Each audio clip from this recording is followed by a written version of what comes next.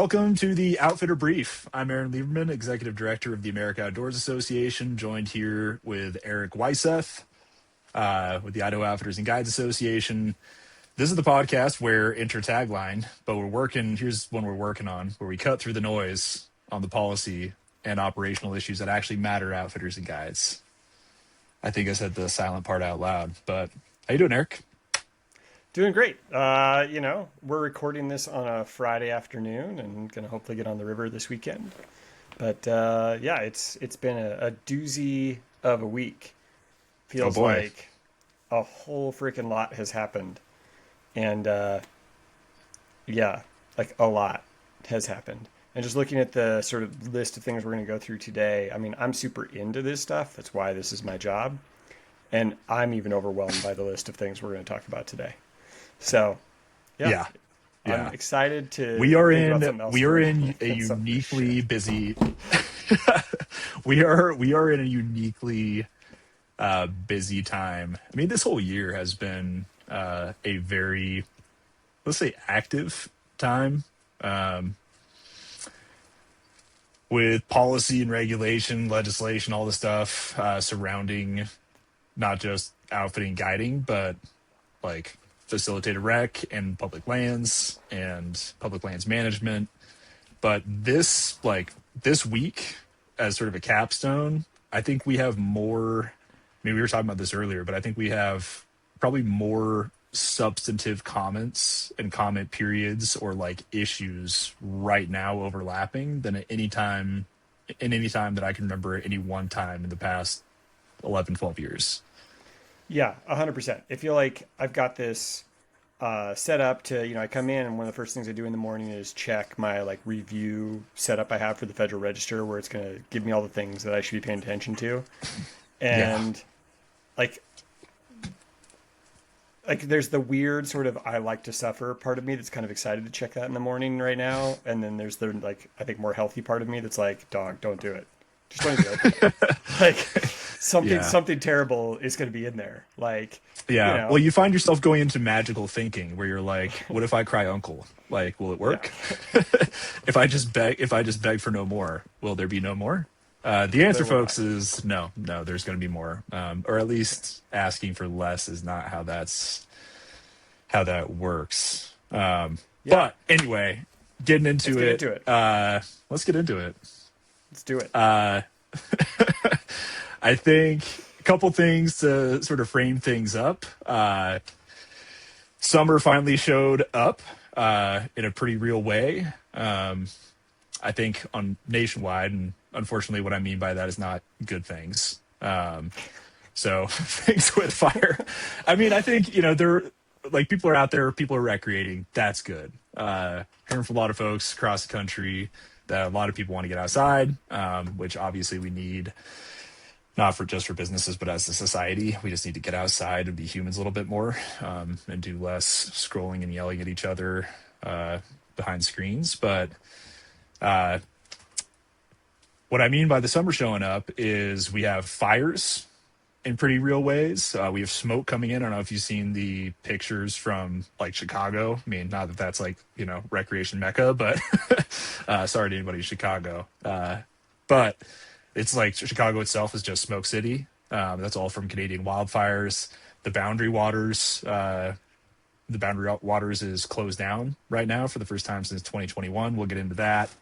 There's some hoot-owl restrictions in place in Montana and a couple other states. Actually, I was going to ask you about that, but we'll get there. In Idaho, we'll get there when we get there. Where do you want to start? Let's start with fire and water. Yeah, let's start with fire and water. I'm into it. Okay.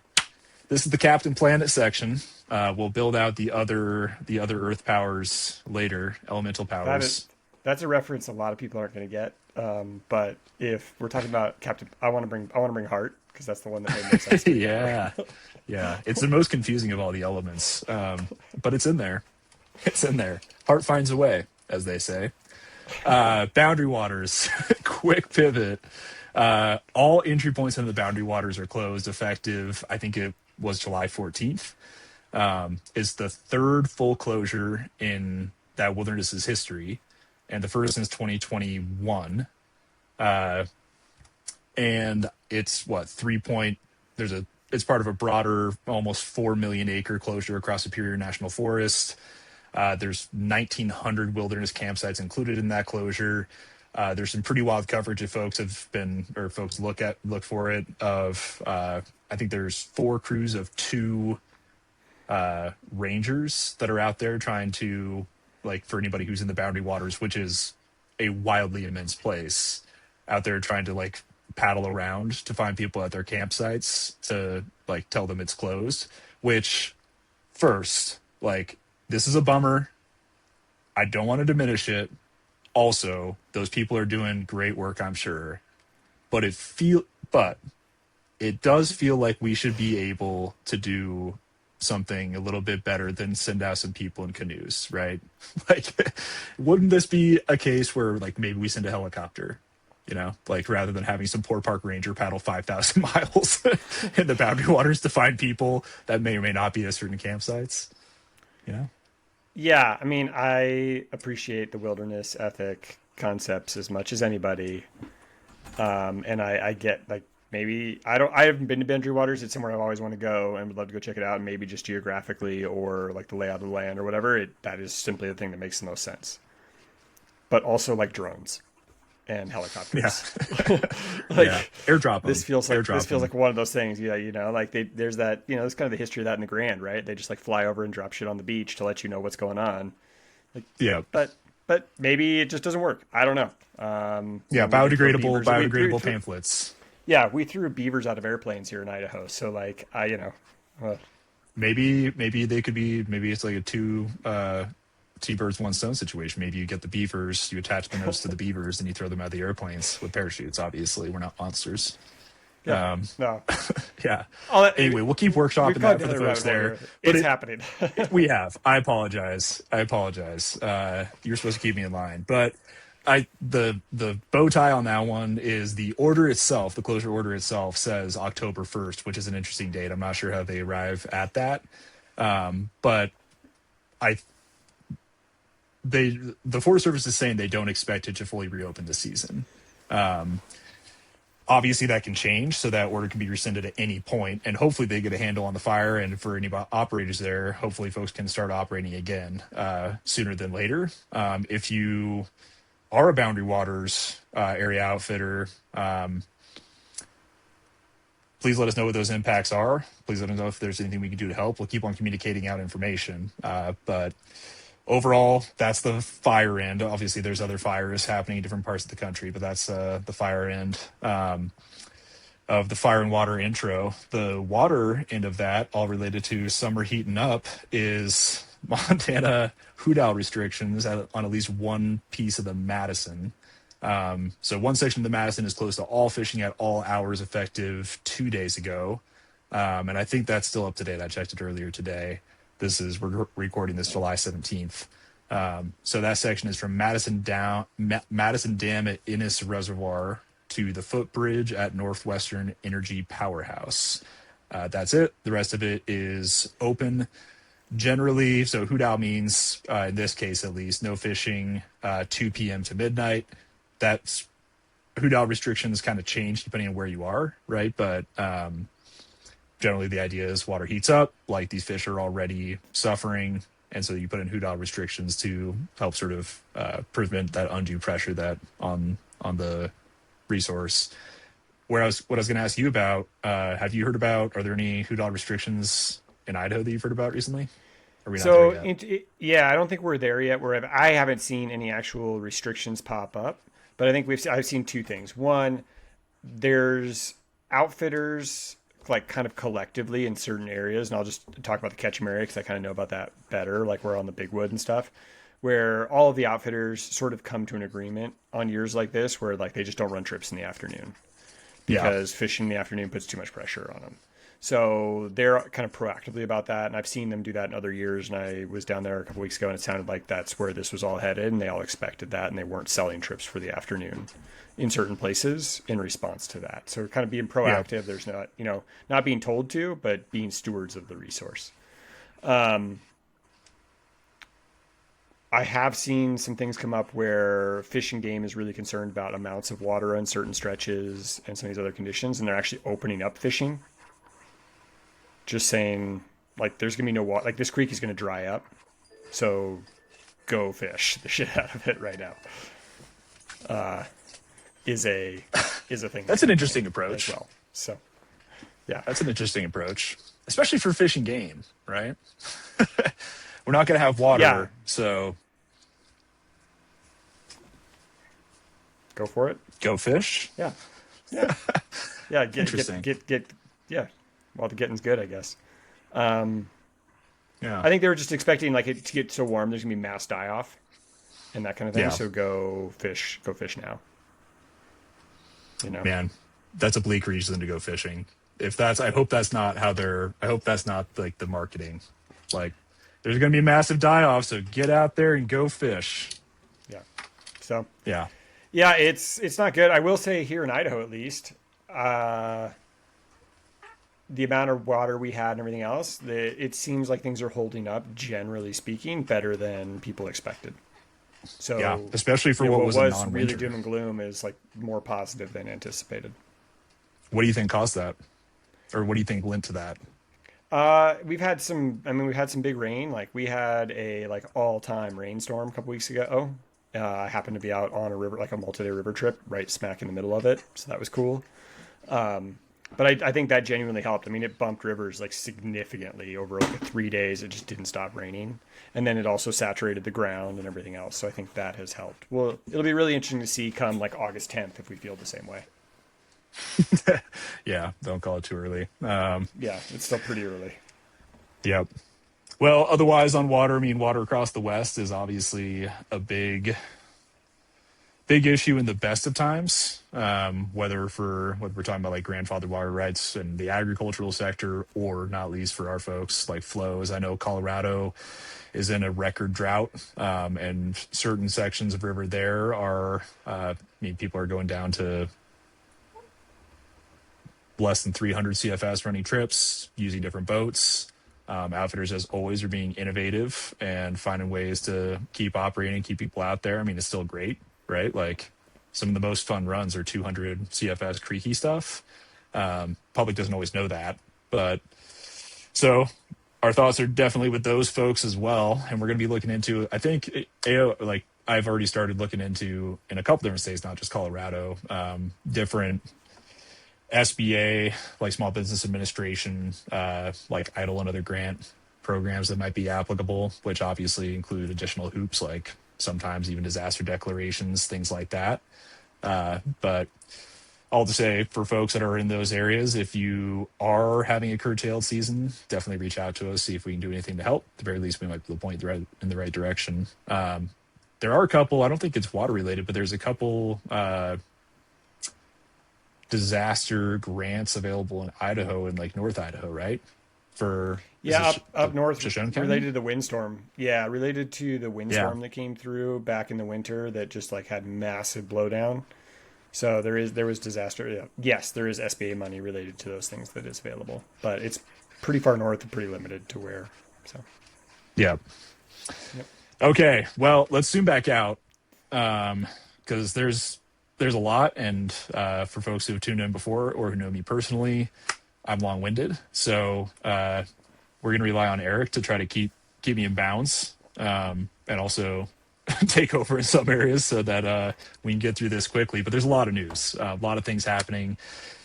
One thing that folks have likely heard about who are listening to this is on July 13, two of the most guided or outfitted landscapes in Utah lost about 90% of their monument protection. That sounds like a charged statement, but it's not really intended that way. It is just objectively true that 90% of both Bears, Ears, and Grand Staircase-Escalante national monuments of the total coverage was reduced. And it's a hot button issue. It definitely gets into legal territory that's going to be challenged. But for this podcast, I'm going to try to focus in on we're going to try to focus in on what I think matters to outfitters, to your potential or to your seasons. What does that mean for the land or access for permits?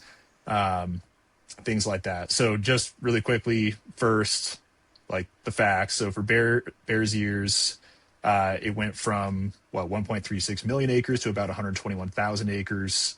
Grand Staircase-Escalante is going from 1.87 million acres down to 181,500 acres. Again, as I said, like 90% reductions in those monuments. And what that means on the ground. So there was a press conference where President Trump said that, under monuments, you're not allowed to hunt, fish, do any of those things. Just to be clear, that is not true. Their monuments never prohibited, monument designation has not ever prohibited those activities. They're subject to the same recreation and land management authorities as elsewhere, unless, obviously if it's overlapping with the park, then like hunting is probably not a thing, or is not a thing. But otherwise, those recreational activities were not otherwise prohibited by monument designation. The main thing, both the source of concern that folks have for the reduction in the monuments themselves, in general, without just being outfitters in particular, like the concerns people have on the one hand is like, well, there's all these cultural and historical artifacts and these things that are worth protecting. And to the degree that we no longer have monument status, those protections are reduced and may be subject, may be tarnished going forward. On the other hand, people say monument designation prohibits us from doing these other things, whether that's other types of recreation or the, extractive uses, making money off of the land in different ways. But the removed lands revert back to multiple use, sustained yield, BLM, BLM management in this case. So all those standard multiple use activities that were otherwise allowed remain allowed. The structure of permits themselves, the effect or structure of permits is not impacted by monument designation, as those special recreation permits are issued by the BLM. And really the main impact for special recreation permittees from my perspective at this point is the protections to the degree that trips, the protections for those cultural resources or those areas themselves. So like, for example, if you have like cultural sites you otherwise visit on your trips, the lack of protections around those could impact the quality of those portions of a trip. Otherwise, I think it's largely, monuments carry a real marketing appeal. So like having this entire designated protected area has a real marketing appeal. And I think that will probably be as much of an impact as anything. Plus potentially some of the other additional uses that would then be allowed, like OHV use, if you otherwise are in a more like isolated environment otherwise. What am I missing there? Do you have any thoughts on this? I mean, first it's like, holy shit. Like you look at the maps, it's like it is a massive change. Like the amount of land that they're talking about, you hear the numbers and like, okay, but then you look on a map and it is a lot of land that changes. And I think your point about the impact outfitters, again, from like a little bit I know, this just popped up onto the Federal Register this morning and I haven't had a chance or really that much cause because it's in a different state to spend a whole lot of time with it. But it, from an outfitter's perspective, from my understanding, at least in the short term, your permit's the same, you can operate the same, like nothing meaningfully changes. If I owned an outfitting business in that space, I would be thinking about the changes that this opens up for 10 years down the road. Because now they can go back and, update your travel management plans and open up, it creates new opportunities for all sorts of things related to travel management and where different kinds of uses can go and, everything else. So that to me is one thing I would be thinking about. It opens up extractive uses in ways that were closed. And that would be one thing I'd be definitely thinking about if I was like, down in Escalante area or whatever. So it's like the long-term things that I'd be really afraid of from a business standpoint. And then also you're totally right. Like I think there is a marketing piece to being a national monument, come here. Like it's an extra special place, sort of in the same way that if you operate in a national park. So if we're just talking like business standpoints, those are sort of the things I come to first as like, someone who cares about public places and protection and everything else, like these are rad places worth protecting. And I don't know them or their issues well enough. I've spent some time down in Escalante. It's awesome. I had a great time down there doing cool shit. And would love to go spend a whole lot more time down there. And I don't know them or their issues well enough to understand, like what are the sort of management problems that were created by this related to like by that designation related to outdoor recreation and everything else. And like everything else related to the federal government, I would assume there probably was some ways that created like real problems that, like simple solutions exist, but they wouldn't do it because it's a national monument. That probably is true. But certainly my gut instinct on this one is like, ruh-roh, we should be concerned here. And, I'll be interested to see how this plays out because you're right. I think there's going to be lawsuits and everything else. But Yeah. it's definitely scary stuff at first glance. Yeah. And I think one of the things, like, it's easy to get, I mean, there's a lot of, we've talked about this in a number of different ways. We talked about it on the last podcast with Jess Turner. Like, there's a lot of alarmism in the space that we operate in these days. So, like, everything is threat level midnight, and it is exhausting, and it can also, like, be misleading in different cases. And the trick is, like, one of the, I don't really have a solution for that. Besides this podcast, one of the trickier things though is it is really hard to parse out in some of these big actions, especially with how quickly they roll out, how unexpectedly some of these are being rolled out, and the breadth of them. I mean, the scale of this monument reduction in this case is enormous. Like, regardless of anything else or how you feel about it, just the scope of the action is huge. And any sufficiently large action necessarily accompanies concern, because those things, I mean, the counter argument is like, well, we established the monument and the size, categorically similarly. So I think the main thing though for outfitters, if I'm going through my, like, why does this matter, or what should I be thinking about? It's like, if I'm in southern Utah, or if I'm an SRP holder in one of these areas, it's, does this have any immediate or proximate impact on my authorization? Like, does this in any way affect my permit? And it does not. The monument designation should not impact that whatsoever. Like, next is, I think, as you pointed out, like, what are the down the road things that I do need to be thinking about, that I should be concerned about, and what can I do about those things?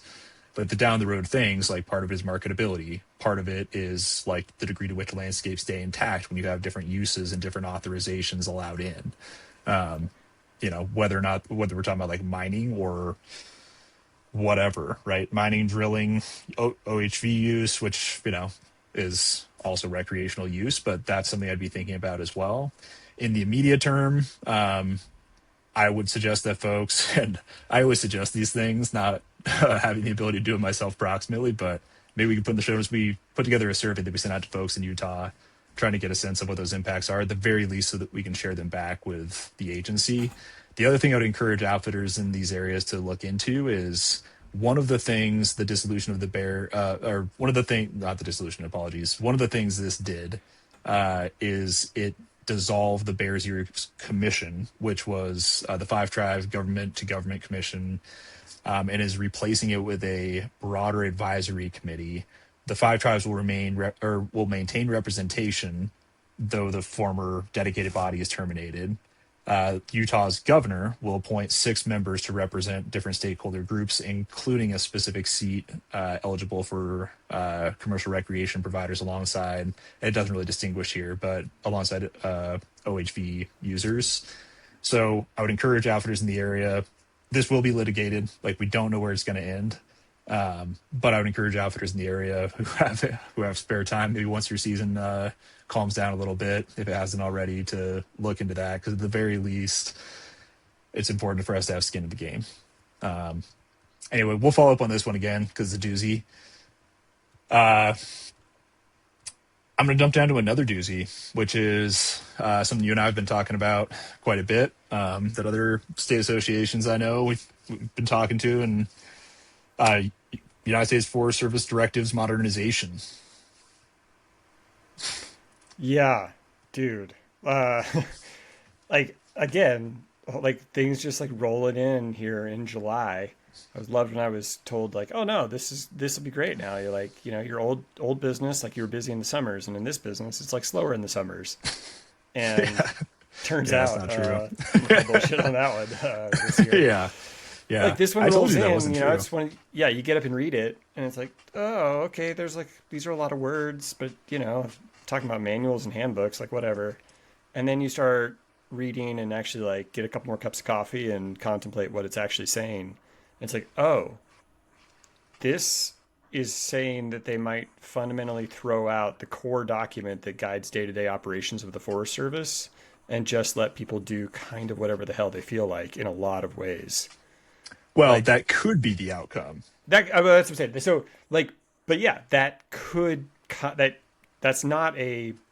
I'm being, I don't know if facetious is the right word or whatever it is, but like I'm not overplaying it too much. Like that actually could be what happens here. Yeah. So let's explain it to people first. So Yeah. basically right now the Forest Service is proposing to change what is binding law or regulation of what's just guidance in its own rule books. So Forest Service manuals become the sole source of mandatory direction.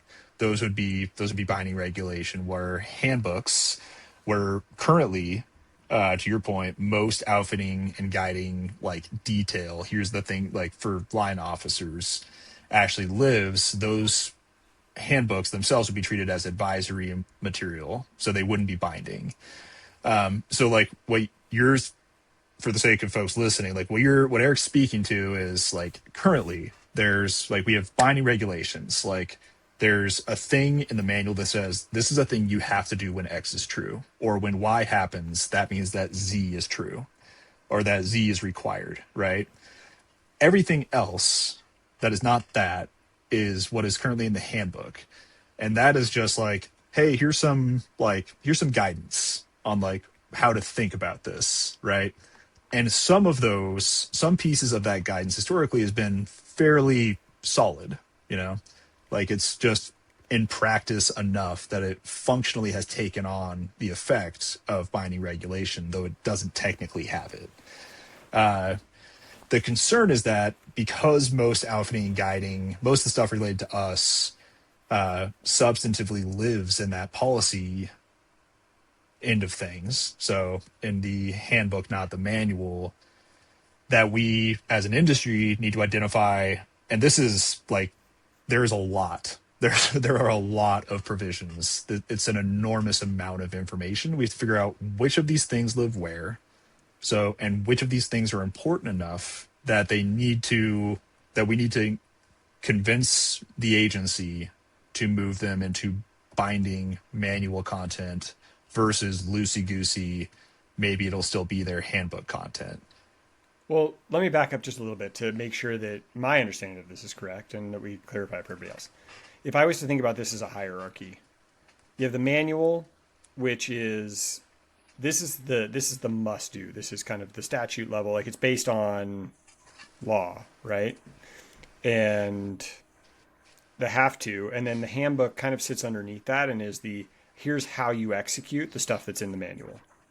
But then Yeah, sometimes there's stuff in the handbook that like theoretically it's designed to like it's the how to, it's the here's how you actually do the big picture things that are in the manual. But there are some things in the handbook that also are just in the handbook. They're not yeah, actually tied to things in the manual. And one of our correct. first steps is figuring out what are the really important things that we've all come to believe are like rock solid foundations for this industry that are only in the handbook and all of a sudden would more or less be unenforceable if this goes forward this way.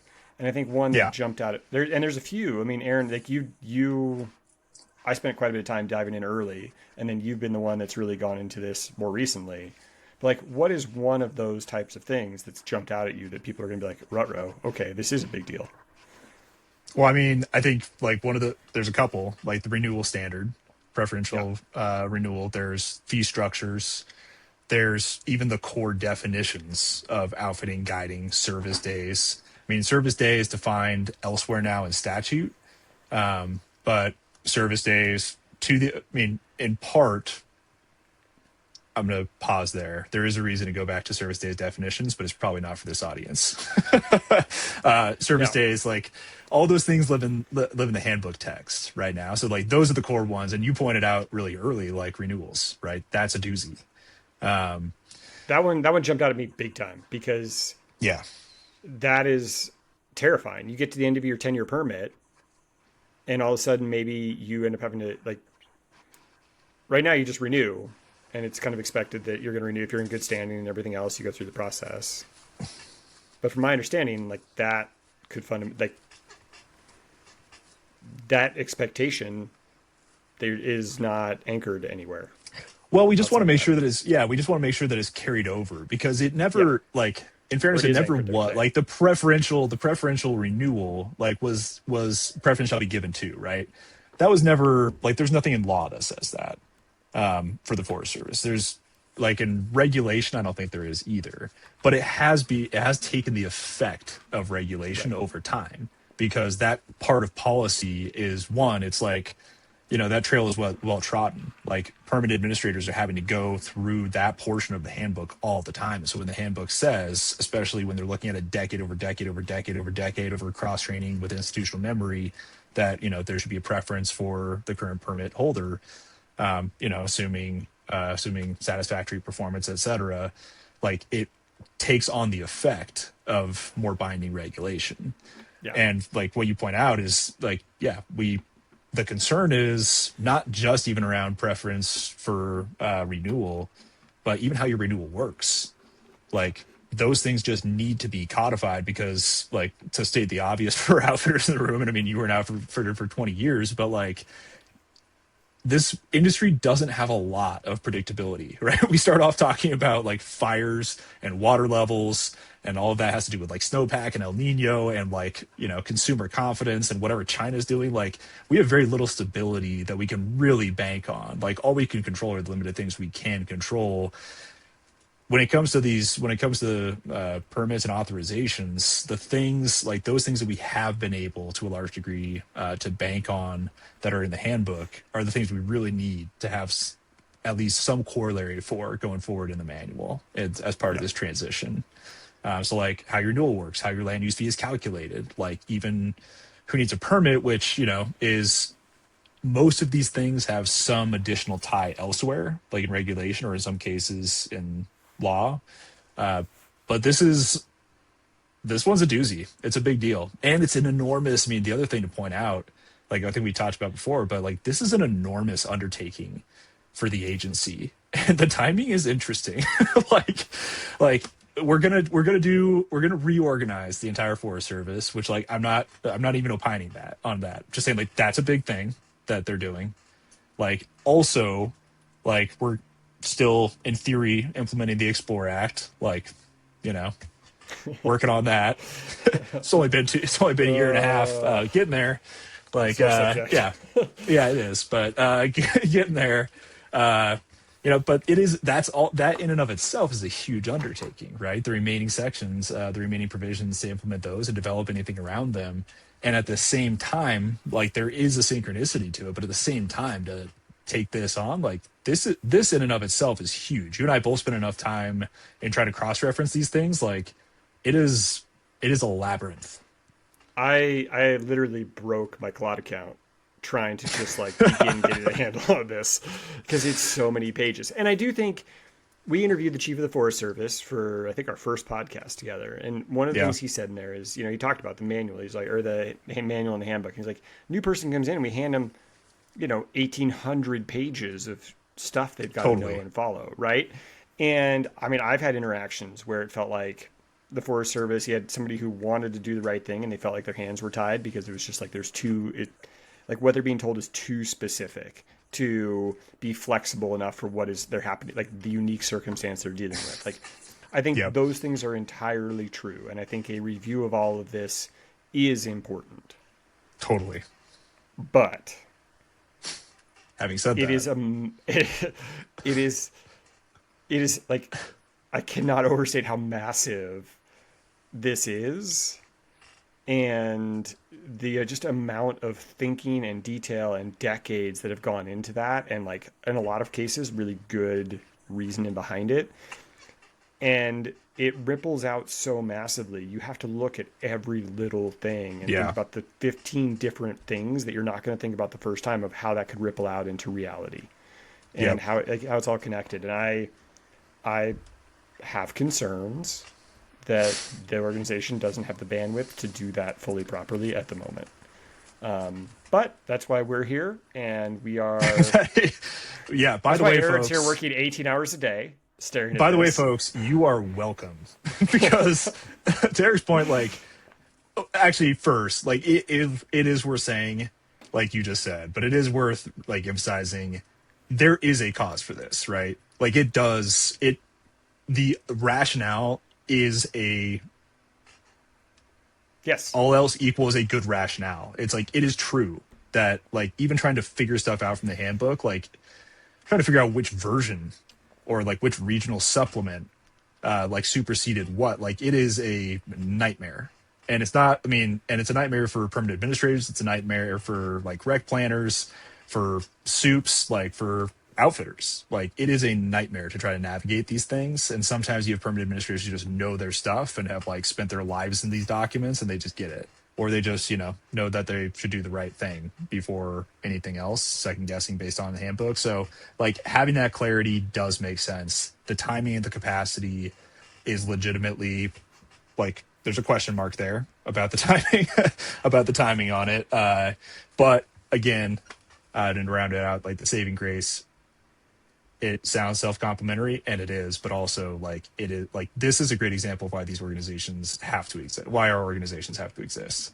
Like, one, it is a unique version of self-harm to spend that amount of time in this in the handbooks and manuals and like regulation and overlapping statutory authorities that inform any one of them. Like, it is uniquely terrible. And also, like, I do think that we have spent enough time in there that we will, at the very least, catch the core, most central things that we would have no reason to expect the Forest Service net would have the capacity to catch. But that also, like, it's our job to catch those things. They're not going to be looking out for them the way that we are. Some of those things that we are in draft comments putting together, working on, trying to make sure either become or remain binding. That need anchors is like we talked about the renewal standard, move that into CFR, Code of Federal Regulations. So the rule that actually governs the tenure lives in binding law, and more to the point, just the like preference is not, that it becomes non-competitive, but so there's some continuity in those operations to lock in fee determinations. That obviously is established by Explorer, but there, as with most things in this world, there's a lot of complexity, and there are elements of that could be changed administratively otherwise. And, we want to make sure that 20 years down the road, there's not some dramatic change in what fees people are expected to pay. Like, pull those outfitting definitions in, so the permit system scope isn't just like a judgment call. And there's a lot of other technical details. We probably won't share these out for folks listening with the entire membership before we actually submit them. And we're working on with IOGA and other folks, but we will send them out to all the members once we get them posted. And again, you're welcome in advance, everybody. It's awful. Send slushies. It's hot in here. That's why I'm thinking slushies. Yeah, no, it's this one's pretty real. Just the scope of it, like the size of it, is massive. All right. Well, since we're talking about manuals, let's keep going down because the hits keep coming. The BLM is looking at, a whole lot of changes potentially related to their wilderness manuals, rule books, etc. So from wilderness areas, wilderness study areas, lands with wilderness characteristics, etc. So this one I have, because the comment period ends a little later. August, we have till the middle of August. So generous. Yeah. I have not dug into this one as much. So Aaron, like, give us the lowdown. What's going on here? Yeah, I mean, a lot. It's a lot. I think I'll say they're really open ended. Like they are just opening these up and saying like, "Hey guys, what do you think?" Just like generally. There's nothing that like is, I think, that I flag as immediately concerning for outfitters and guides in the notices themselves. Like outfitters and guides aren't explicitly mentioned in the notices themselves. But so it just puts the onus on us to actually make sure that we are capturing the things, or both, primarily the opportunities, really in this case, I think, to flag things that do warrant a fresh look or change. And so I think like we're pretty deep into developing comments around this.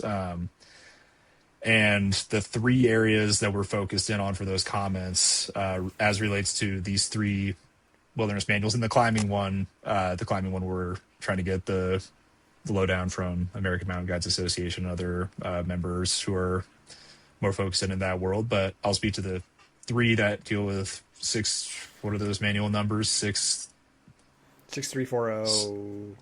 6330, 6320, right? Yeah. Yeah. Yeah. So one, the categorical exclusion bar, because these all are about BLM wilderness or different versions of wilderness depending, right? So the current manual for the 6340 language treats commercial services, and anybody who's a BLM permittee probably has some perspective on this, but treats commercial services as automatically ineligible for categorical exclusions under NEPA, which is weird, because this is something that is already allowed for by the Forest Service. In Forest Service policy. And so one area that we're looking at is to remove that blanket prohibition, because that blanket prohibition, frankly, never made sense, or at least to carve out those outfitting and guiding activities that have already been analyzed at a programmatic level, for eligibility for categorical exclusions. And that would be consistent with Explore. So like looking at programmatic categorical exclusions, not necessarily specific to wilderness, but that is consistent with other agency policy, for outfitters and guides and for wilderness. So the other one is fairly white bread. One of the next ones is fairly white bread, but kind of important. So the manual's filming provisions need to be made consistent with the Explore Act. That's really the gist there. Current text doesn't reflect that. One of the reasons that the BLM is opening, like one of the reasons some of these rulemakings are taking place, they're not necessarily exclusively explore, but are, in at least in part, to make existing policy or existing policy or manuals, same in this case, consistent. And then for things like the third area is like currently grazing, mining, mineral leases get treated as pre-existing rights that do not have to meet the non-impairment standard. Outfitting does not. And there's no statutory, I don't think, justification for that difference. And so we were asking in our comments also for BLM to either defend or better explain that asymmetry or else to fix it. So the extent necessary problem is, and then, yeah, I'd say the extent necessary part, this isn't categorical exclusion specific, but this is probably a pretty core area of our focus. So the current manual says that commercial services are allowed only to the extent necessary to realize wilderness purposes. Before I go on, what would you like if you read nothing but that? If you were like a permanent administrator, like you got your master, your undergrad in business, and then your slushy stand went under and you went over to BLM to become a permanent administrator, what would you imagine that means? I would read that to say that we don't need outfitters unless something specifically somewhere else says that, one of our purposes is ensuring that the entirety of the public can experience someplace or have like very direct language. Give me reason to believe that I need to authorize any commercial use whatsoever or outfitted use. Yeah. So, I mean, the current manual doesn't prescribe any like actual method for determining that, right? Yeah. this is where we probably could use additional guidance, except to like, it's just like a best judgment situation. So if I'm like, you know, Joe from State Farm, walk into like permanent administration, and I run into this, like, you know, commercial services are only allowed to the extent necessary to realize wilderness purposes. I have no additional information about that. Like, that judgment is going to be pretty problematic. And more to the point, I'm probably going to err on the side of restrictive. I'm probably going to not authorize those things because I don't really understand what that means. So like, but it also creates inconsistencies. Like, one office can look at a river corridor and conclude that 10 outfitters are necessary in order to realize wilderness purposes, and another one looks at it in the same exact setting and says that 0 are necessary to realize wilderness purposes. So I think some procedural standards is really what we're pushing for there, and just ideally something that comports with other agencies' guidance around, and that and I guess more on the top level, that recognizes that increasingly over time, like, people are less able to recreate, whether because we're less healthy or because, you know, these outdoor activities are just not as ingrained in our day to day, whatever, right? Like, think of the number of people that own stock now versus 100 years ago. But like, increasingly outfitters are necessary, commercial services are necessary to actually get into the wilderness, not least to do it in a way that's safe. So I think we have a pretty good argument for the BLM to address that as well. And I think they probably will. I think they'll be receptive to it at least. So as you pointed out, we have until August 14th for comments on all of those different dockets. I think those are the core areas. If you think we're missing anything, let us know by, like, I'd say latest August 1st, to give us a little bit of time to consider and incorporate. Otherwise we're going to proceed forward, and we already have a pretty good start on those. So, yeah, what's next? What should we talk about next? Let's jump into like some of the really fun things that are just popping up right now. Okay. You know, the Endangered Species Act and redefining harm. Like, Yeah. super simple stuff, right? Let's go there. Okay. That happened this week. Actually, that happened today, officially. This morning. Nope, that's grizzly bears. That happened this morning. Nope. No, yeah, that was BSA, yep. Yeah. So this one Too is damn many things.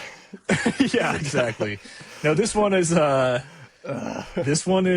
final rule. So I mean, I think we put out information about this on both ends, both to IOGA, to IOGA folks and to AO folks, when this was coming through. But the final rule was published in the Federal Register July 14th, effective September 14th. Yeah, a couple days ago. Yeah. So this week. Yeah. Well, yeah, and effective September 14th. So I mean, and this is also going to be challenged. Is being challenged. But I think the lawsuit already. Yeah, is being challenged. Filed. Yeah. So what it does, to remind folks, what this final rule does is it removes the definition of harm from 50 CFR subsection 17.3 Fish and Wildlife Service, blah, blah, blah. Anyway, the numbers. It removes the definition of harms from National Marine Fisheries Services and Fish and Wildlife Services. There's no replacement definition for that definition of harm. Agencies are therefore to rely on the statutory text statutory text, but also like judicial precedent. And I think the framing of that is take. So when we talk about take, it's like how much you're allowed to kill a species before it exceeds the limits if they're endangered, right? Yeah. So I think what it's really doing, if we back up just a hair, is it is changing what has kind of been understood since, I think, 1975, that take included under like section 9 negatively impacting habitat. So yeah, indirect sources of take, indirect mortality. Yeah, exactly, like indirect. So if working on a trail made wolverines run away, like that was a negative impact that was unintentional but still actual. And that's kind of been the understanding of harm, is that these sort of unintentional second actions or secondary actions can have impact. And from my understanding, at least under Section 9 review, that's what this is changing, is to say, no, we're going to understand harm or understand take as like when intentional take, not Yeah. accidental impact, basically. Yeah. Probably the not, probably the not, here's a way that I thought of it recently. Like previously, if you got your bull, if you like, you were hanging out by a river and you got your bulldozer out and you bulldozed a bunch of rocks onto like a baby seal, like, that was indirect harm. Well, actually, let's just say you bulldozed it in front of it, it trapped it, whatever. Like, right? Like, so you modified the habitat in a way that killed the seal. Yeah, I think this is falling apart a little bit from the get go, but Yeah, okay. yeah, yeah. Just let me see it through though. See if it works. This is like the only version of take is you go up and you actually club the baby seal, right?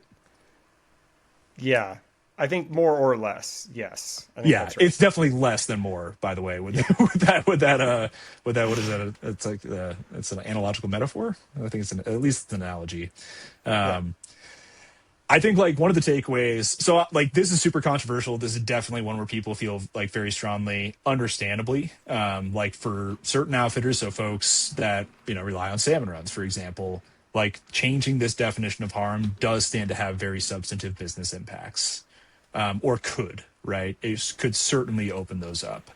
Other parts of the industry, like you mentioned, Wolverine, right? Like there's so many cases and Idaho, really Montana, Wyoming, like all on the spine of this part of the country. Like there's so many things that have been prohibited for like theoretical habitat for Wolverine, like whether or not one has been spotted there ever.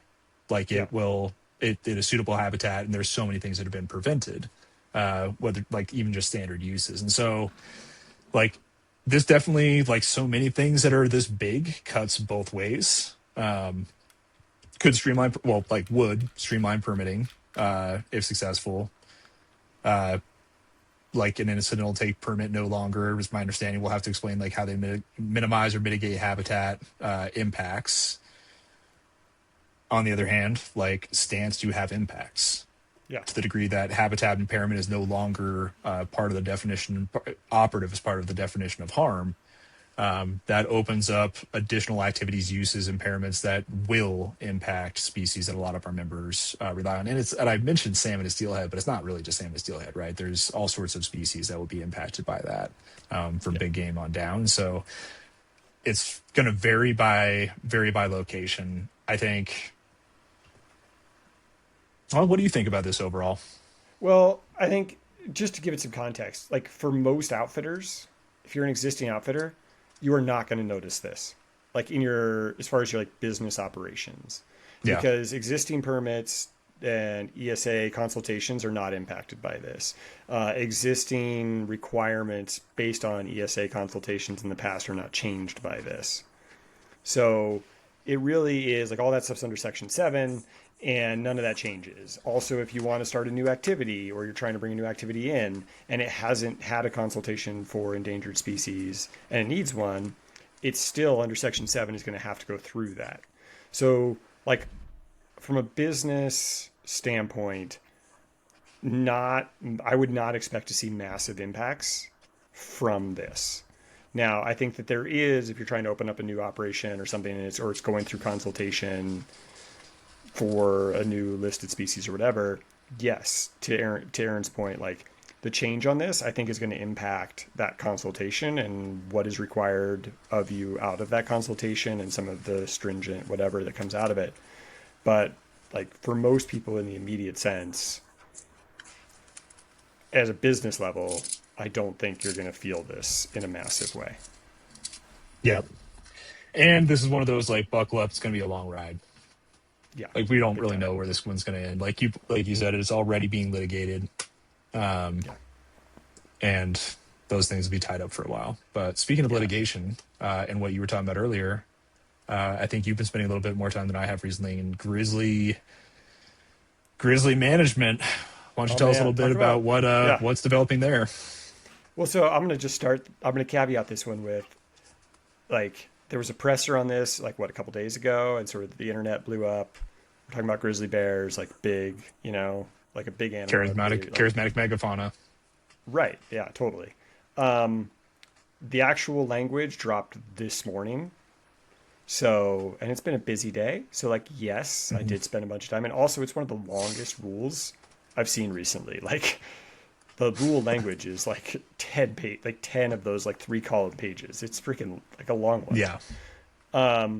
So, like, everything I say might be entirely wrong at this point because I haven't spent that much time in it. But on my first read of it, or second read, or third read, or whatever I'm on, my immediate takeaway, again, caveating that this may not be right, is again, like, not a ton changes here. So, like, they're not being delisted. They're not going to be allowed to be hunted. They're not, like, none of those things, like, kind of the big things that you hear, like, those things are not true.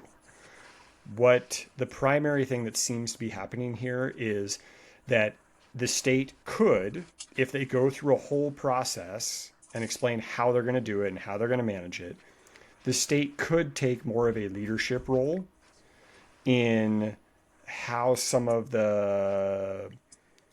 things are managed related to grizzly bears. With the main, I think, bigger authority that they will gain is dealing with problem bears. When sort of the bear, like when there's depredation issues or human interaction issues, it will reduce the sort of hoops that they have to jump through to go deal with that problem. Like, at first glance, that seems to me to be the biggest one. There also is an opportunity for reevaluation of incidental take with trapping is kind of hidden in there. So a state could, if you have wolf trapping, like, it could open up wolf trapping broader. But even that, within the rule, there's a lot of hoops that have to be jumped through. So it's not like massive, like all of a sudden, yeah, just like if you get your grizzly bear to trap, like whatevs. That's not going to change. You're like, if you accidentally shoot a grizzly bear because you misidentified it as a black bear when you're hunting, that's illegal now. That stays illegal. Like, that doesn't change.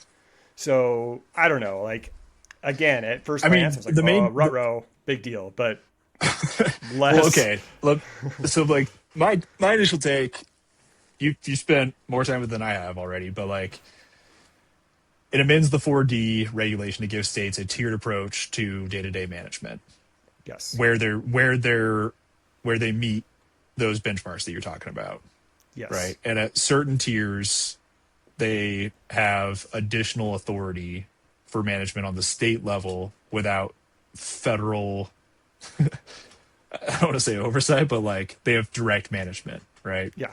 Which I think states have been arguing for a long time makes sense. And frankly, like, yeah.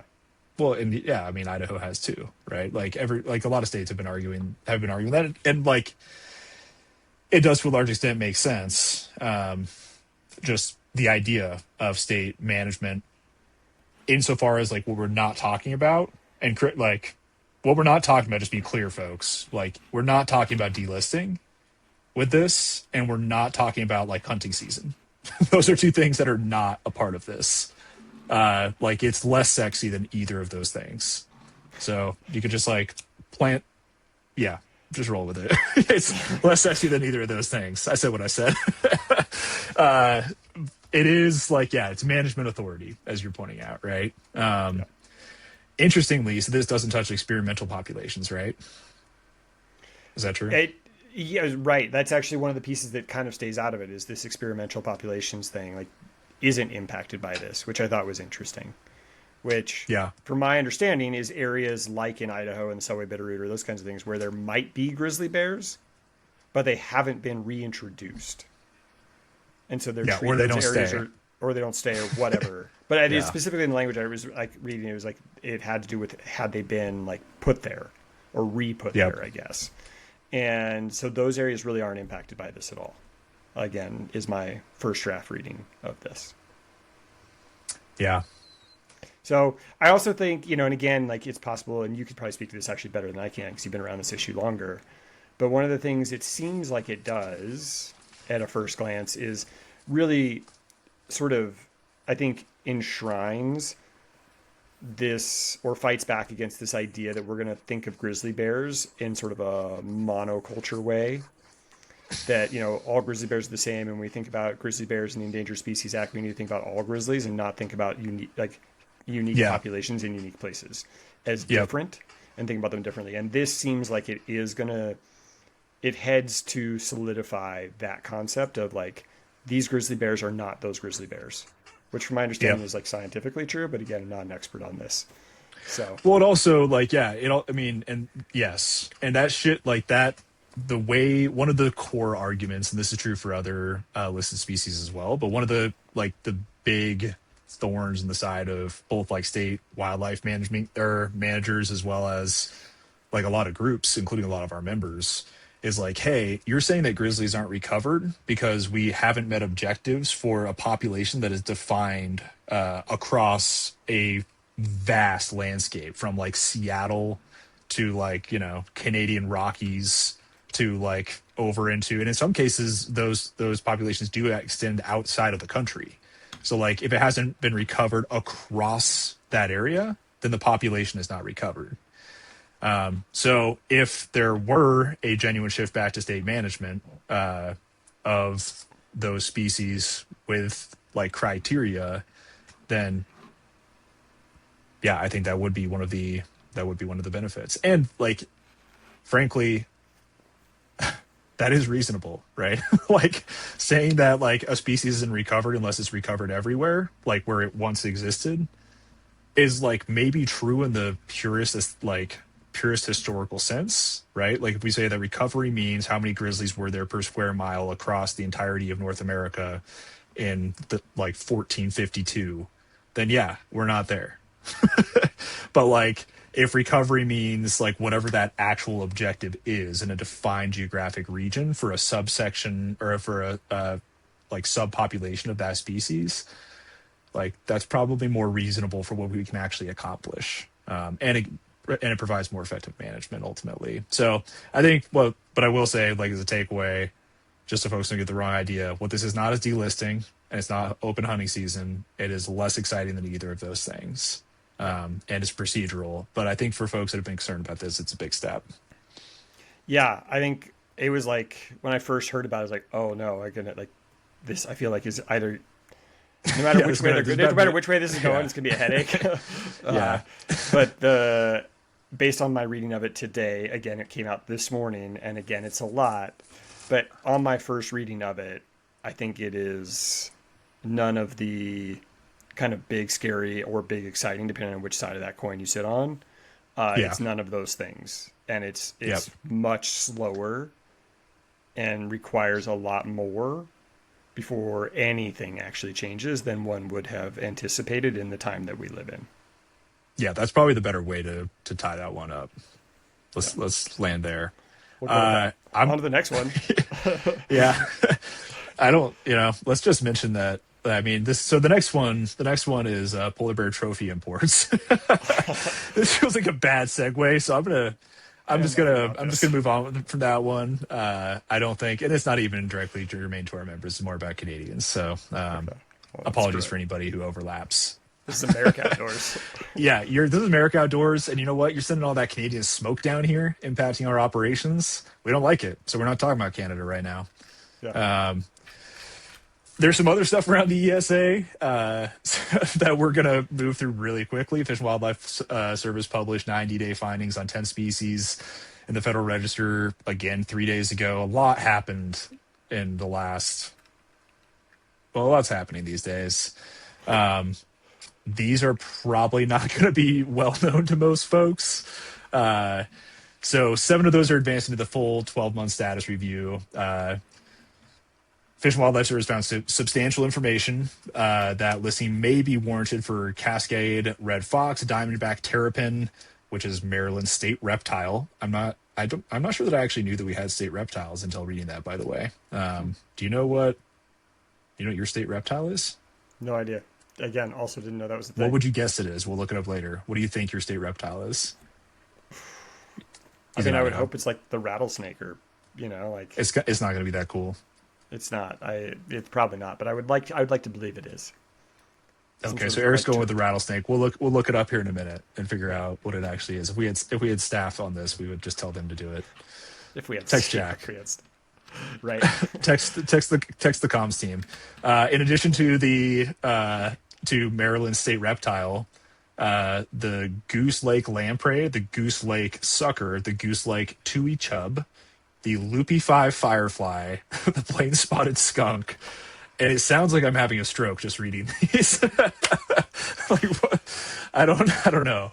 Three-word decline because three-word decline. The Ellett Valley millipede, the long-tailed macaque. Wish I'd try to pronounce that one. And the Louisiana black bear. Anyway, that's just a sense of what's going on. If you have any particular interest in those, we are going to circle back on what Idaho's state reptile is. But if you have any particular interest in those are in the Federal Register, or at least 7 of those that may warrant additional study are open for comment. Yeah. I think the biggest takeaway from that one is just for all you AO members that those are the kinds of things that Aaron has to spend his day reading. Like what he just sort of read to you. That and is, figuring out, and you know what? he gets up every day and figuring out if it matters. Exactly. The figuring out if it matters part. You're like, you look at that list, you're like, there's no way this matters, but you still have to check. You do. You still have to check. And it's real because every now and then you find one you're like, oh shucks, that does matter. Dang it. Yeah. There's a couple. There's matters. Yeah, go ahead. Let's go down to some pinnipeds. Pinnipeds. There's a lot going on with pinnipeds. Yeah. Let's talk about that. So all of a sudden we got 2 bills going on. You want to? I've only read them once, and again, like yesterday, because didn't this just happen? I mean, this is like pretty recent. This is very recent. Yeah, it was very recent. So give us the update. Yeah. Okay, so there's 2 main bills in question. There's HR 9621 and HR 9637.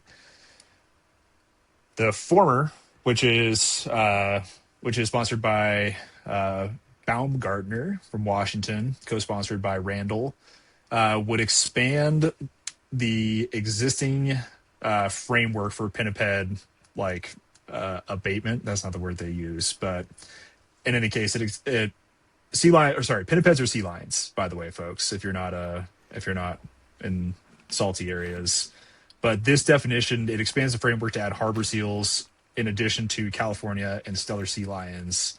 It removes some limits on where those pinnipeds can be culled. It creates a pinniped exclusion technology accelerator. That's a real phrase. Yeah. What the hell does that mean? Yeah. Pinniped exclusion technology accelerator within National Marine Fisheries Service, which is to look at barriers that stop pinnipeds from moving outstream without impeding navigation or fish passage. So like the way I'm imagining those is like it's like a when they say accelerator, it's like, hey, we're going to develop this technology, but like fast because we're going to put a lot of resources into it or something. But they're doing that for basically like non-lethal getaway for pinnipeds. I'm not sure what that's going to look like. Something with sonar? It's unclear. But they're creating like a net across the river that's like small enough the fish can go through, but too big. No, because it's not gonna impede navigation or fish passage. Far enough down for boats. I mean, yeah, it's like unclear. But they're creating accelerators so they could figure out what this technology is. Right. Totally and there's a new permit path for Washington State and covered tribes in Washington. Within that, Glusenkamp Perez, the sponsor of HR 9637, is like a corollary to this one. The gist of the Glusenkamp Perez version is in tribal authority. So covered tribes may lethally take California and stellar sea lions on the Columbia main stem and tributaries from mile 0 to McNary Dam, and there's no limit on how many they can lethally take. They don't have to individually identify which of those they're taking, which is to say kill. That's just like what we say instead of saying kill. when we're using statute. Interestingly, and this one's probably going to get messy. The tribe, this would allow the tribe, those tribes, to determine what humane means. What is humane and appropriate as a method for culling the pinnipeds. I imagine it's going to be pretty straightforward methods, like, yeah. And they could also designate somebody to act on their behalf. So like both of these are getting at the same thing. They're saying, hey, sea lions kill a lot of fish down at the dam. In particular, salmon and steelhead are the species of concern, right? Yeah. And to the extent that we kill more sea lions, we save more salmon. Do you have, as somebody who represents Idaho Outfitters and Guides, and where a lot of good work and energy is spent on salmon recovery, do you have any thoughts about how important this is going to be, this pinniped attack duality for salmon recovery? Yeah, totally. So I think that's the context that's really important here. So this is really focused on the Columbia River and, salmon, they're supposed to be coming up. Salmon and steelhead, they're going to be coming up the Columbia. They go through all these dams.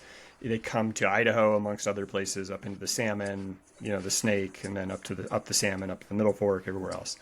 And those runs have been going down and down and down, generally speaking. Like, our returns are not what we want.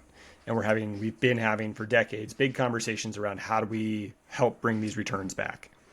And, people talk about, like, people tend to want to hone in on kind of the thing that they want to hone in on as for the reason for these fish returns dropping off and everything else. IOGA our membership has very clearly stated that we believe that the primary thing that needs to happen to fix or help save our anadromous fish returns is to remove the 4 dams on the lower Snake River. I think that's what the science points to as far as a macro thing that we need to do. Yeah. But,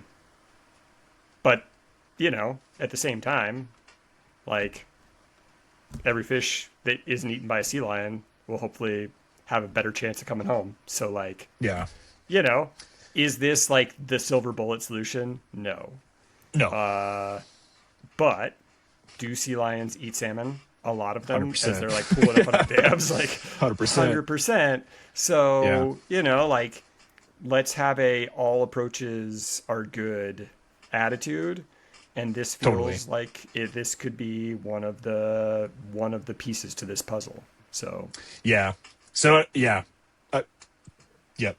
So by the numbers, like, for Idaho fish, because that migration is where mortality happens, right? Yeah. And it's not just Idaho, it's also like the Deschutes and other places, right, where you see decreased returns. But it's these further upstream, it's after you have to go through 8 dams where the returns are mostly are most grievously impacted.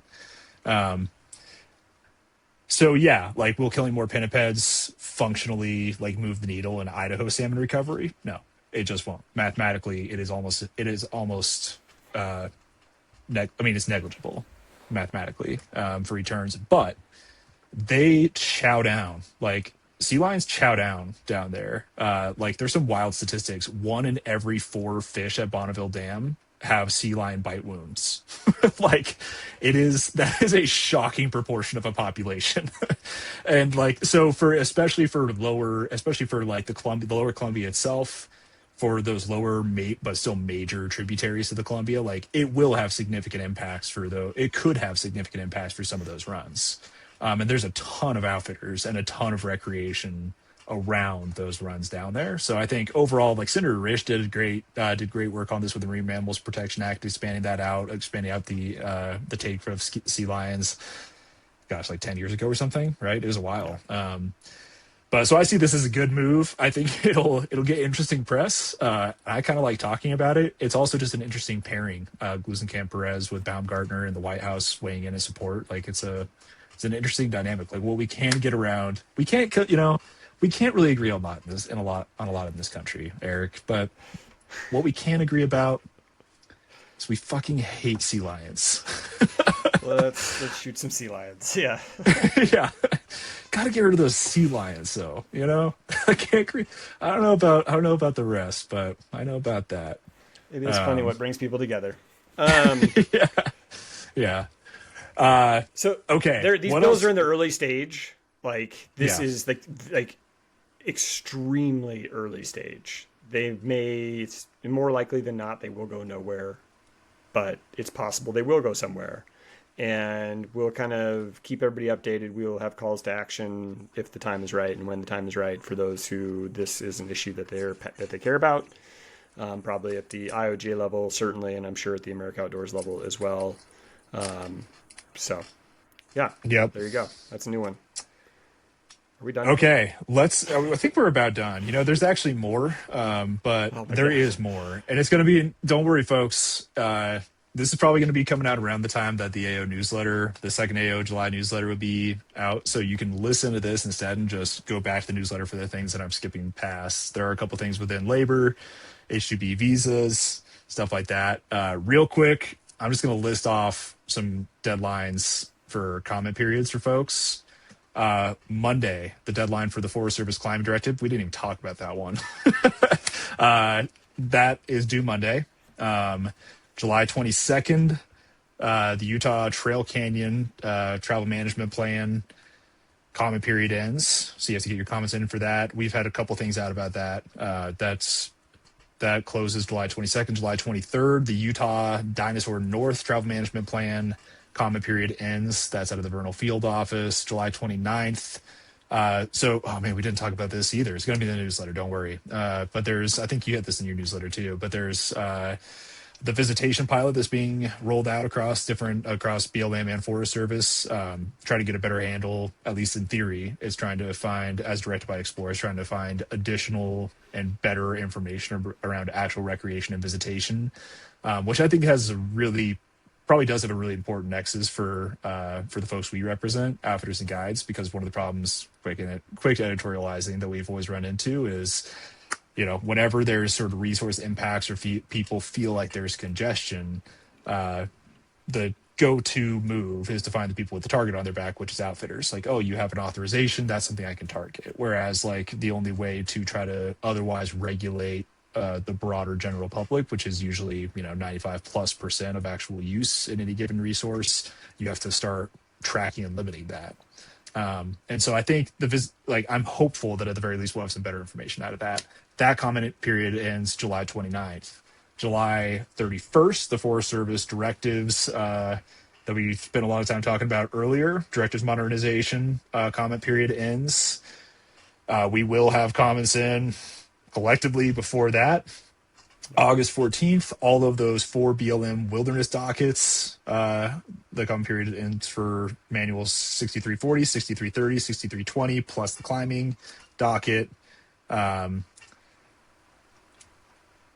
Yeah, there's more. So September 11th, Bears Ears September, and and they Grand just keep going. Staircase-Escalante National Monument, excluded lands open to mineral entry. That's September 11th. September 14th, the ESA harm rescission is effective. That's not at the end of a comment period. That's just a date to know about. September 15th is a petition. This is for H-2B visa allocation, but the petition deadline for the third 2026 supplemental H-2B visa allocation ends. We'll have more about that because I know some of our folks use folks with H-2B visas. September 30th, the current Legacy Restoration Fund expires. We didn't even talk about that, but that did not get signed by July 4th, which was fully the intention. I am hopeful and still pretty confident that it will go through. It has bipartisan support. There are some concerns around it, like foreign visitor entrance fees, how those are defined. AO worked with a number of partners on some report language that we're hopeful will make it in there for a signature, because Legacy Restoration Fund will do a lot of good stuff for a lot of outfitters. March 8th, 2027 is the SBA disaster loan deadline for Idaho wind and drought in, I think you said it was Shoshone County, right? Or I think up north. somewhere. It's Up up north. Yeah. Yeah. Panhandle. You got time. Eric will have a newsletter before March 8th of 2027. And then there's an expected drafting EA on the Dolores River Travel Management Plan out of the Moab Field Office this coming fall. That one will be a doozy. That that travel management plan as it stands is thousands and thousands of pages. Yeah. So how do we wrap that up? It's been Well, busy. It's a busy time. yeah, I think what we say here at the end is for the two people who survived listening to this, probably, You're welcome. yeah, if there's even two out there. I don't think I have enough family members. There to probably do aren't. this. Email me if you make it through this. Yeah. But thank you for staying on. Thanks for going through this. And, there's a lot of important things happening for the industry. And the more you're informed, the better off you are. So it's good. Pass it along to Yep. your friends. Be a member of America Outdoors. If you're not, be a member of IOGA if you're in Idaho. Or if you just want to join for fun and you're outside of Idaho, that's fine too. Yeah, it makes less sense, but it's still a great option. Yeah. Otherwise, we'll have more episodes coming up. We've got an episode coming on that really hits home on liability insurance and stuff that's happening in the industry and states that are taking action to try and help the industry out by changing statute around liability law in their states and how that works out. It's Waiver another kind of long enforceability. one, but Yep. super good. And we bring in people way smarter than us to talk about it, so it's probably way better. But Absolutely. that one Look will out be for coming that soon. one. Yep. Awesome. Otherwise, get out there and enjoy the summer. And hopefully you're not smoked in wherever you are. Yeah. Live for us, folks. Yep. All right. Till next time.